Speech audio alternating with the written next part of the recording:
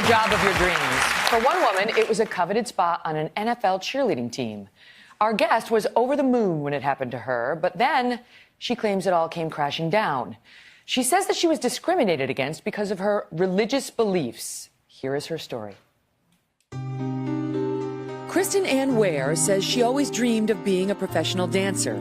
At 23, she realized that dream when she became a member of the Miami Dolphins cheerleading team. I loved my job, like it was great. And then after that, things just started to change really bad, you know? Ware says after 2 great seasons, she found herself in a hostile work environment. She says it was because of her Christian beliefs and her choice to wait to have sex until she's married.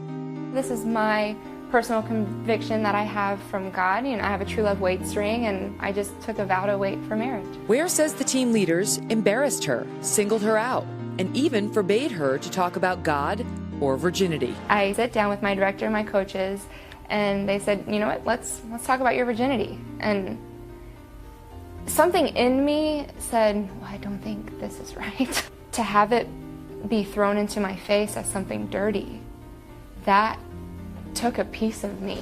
Ware ended up quitting the team. She's filed a complaint with the Florida Commission on Human Rights, claiming religious and gender discrimination, and says she is seeking arbitration with the team and wants a meeting with the NFL.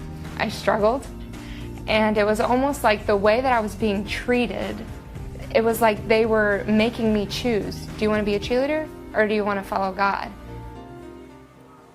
I'm joined now by Kristan Ann Ware and her attorney, Sarah Blackwell. Welcome, welcome. Thank you so much for being here. All right, so Kristan Ann, this is a dream come true, right? You get this position on the Miami Dolphins cheerleading team, and at the first couple of years went fine. It was amazing. Nobody's asking you about your virginity. Well, it did come up my second year on a bus trip to London. Okay. Yes. So how did what was good turn into this, you know, now lawsuit where they're coming after you for your faith and, you know, the status of your love life? I know, it seems crazy, but because my first 2 years was absolutely amazing. You know, and what really meant the most to me was the military tours. And that's where the girls bonded so much. And to be asked to go on the military tours and go overseas and visit our men and women and actually be able to shake hands with them in person and say thank you. It brings tears to my eyes. You know, I grew up in a military home, so giving back to them meant the world. Mm-hmm. And that's really where the girls and I bonded. And on a trip to London, they were talking about their sex playlist, you know, what songs they had. And I was just like, minding my own business. What do you mean? Like before they have action, they press play? I don't know. My husband's in the audience. Honey, I think we're doing it wrong. I had no idea there was like a playlist. Future husband, be listening. I guess we need a playlist. Okay. So, yeah, it got brought up, and I was just minding my own business. And they started asking more and more, why don't you have one? Why don't you have one? And I thought, you know, I could lie and just kind of blend in, or I could tell the truth and face what comes next. And so I explained about my true love waits ring and how I love Jesus, and it's just my personal conviction for my life. You know, it's just, what is a true love waits ring? Just a promise that you're not going to... So you wear it on your wedding finger. It's like a purity ring. Okay. Mm-hmm. I wear it on my wedding ring, and then when I get married, I replace it with the wedding ring. So it means I am not going to have sex before I get married. Right. Okay. And how do they react to that? I guess some of them are like, what? No way. Right. But that's okay, right? I mean, right. That's totally fine. Yeah. And then everything was fine after that, too. It wasn't until my 3rd year until things started coming down. So the problem began with the coach of the team? Is that the person who wanted to discuss the ring and all that? Yes, ma'am, the director. Okay. And what's her name? Dory. All right, so Dory calls you in and says what? She says, you know, let's talk about your virginity. And I was like, whoa. You know, something in me tells me that something's not right about that. Correct. But then, you know, you're taught to just say, yes, ma'am. You don't have an opinion on that team. You kind of take what you're given.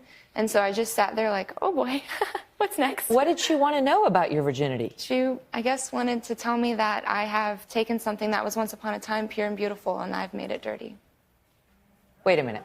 What did you make dirty? Premarital sex? That you were being too judgmental on other people's... But I wasn't by just choosing not to do it? Her virginity was dirty, is what she meant. Dory says this? Yes.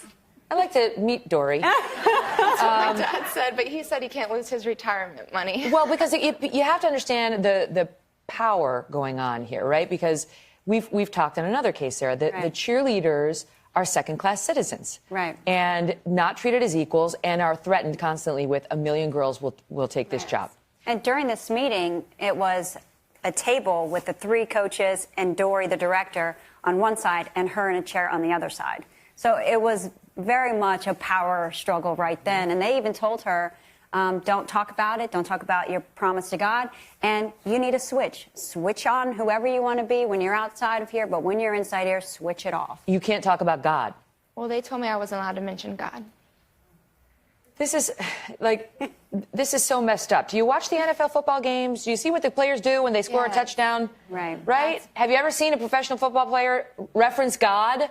Thank God. So why can't the cheerleaders do it?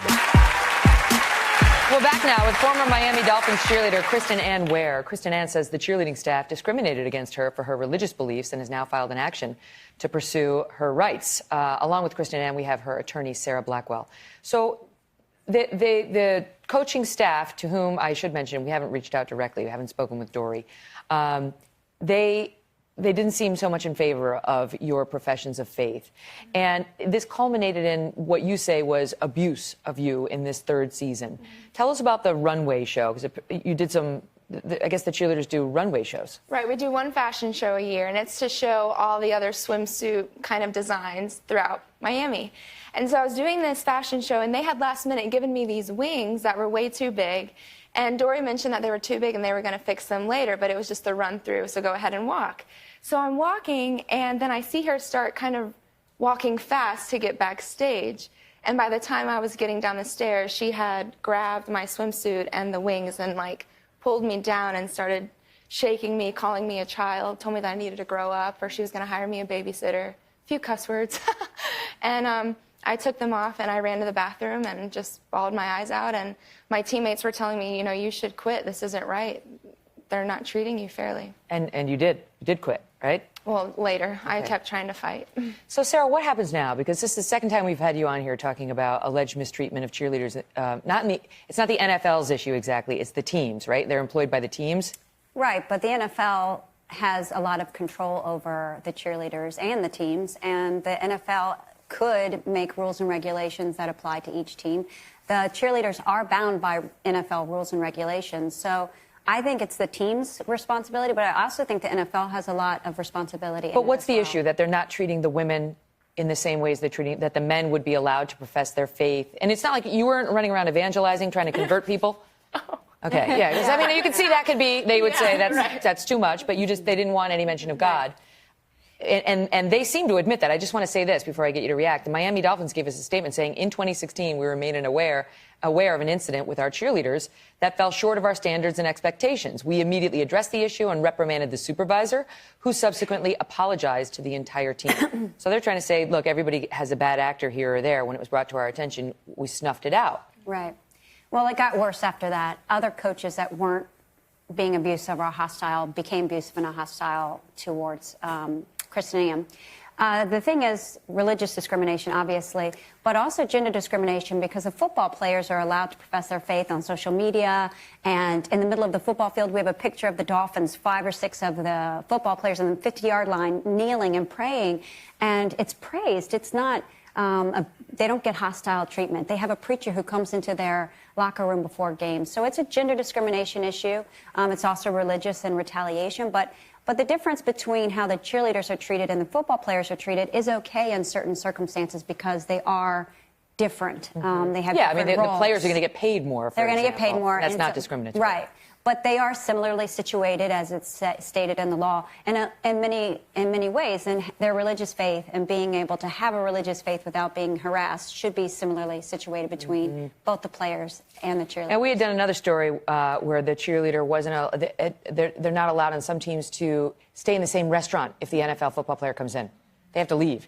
And they're not allowed to let the football players follow them on social media, and yet the football players can do whatever they want. Right. All right, so listen, we're going to stay on it because they're running afoul in the cheerleading ranks of the NFL. So they pay me to use the words for a living. Thank you for being here. Thank you. We'll be right back. Thank you. Hello, Today fans. Thanks for checking out our YouTube channel. Subscribe by clicking that button down there and click on any of the videos over here to watch the latest interviews, show highlights, and digital exclusives.